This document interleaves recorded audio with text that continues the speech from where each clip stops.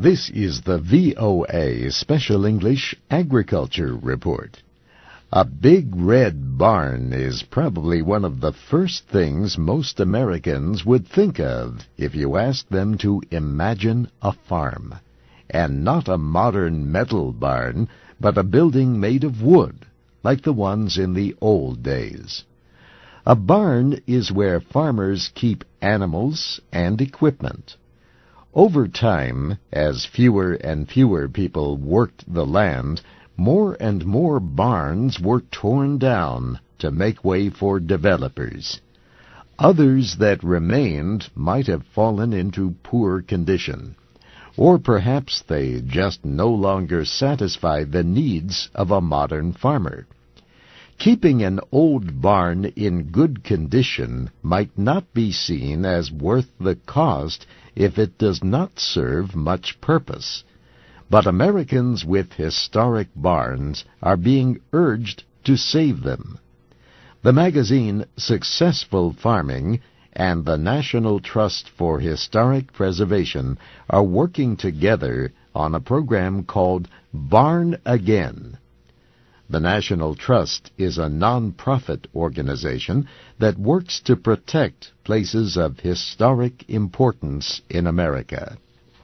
The Barn Again program advises hundreds of barn owners every year. Awards are given for the projects that best succeed at restoring a barn for continued farm use. Winning buildings are used to demonstrate methods of preservation.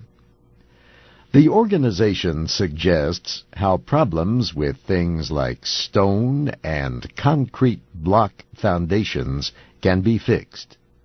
With many old barns, the foundation they are built on is falling apart. Barn Again also offers advice for other repairs, like how to replace siding and how to use a power washer to remove loose paint. And farmers are given suggestions about how to estimate costs.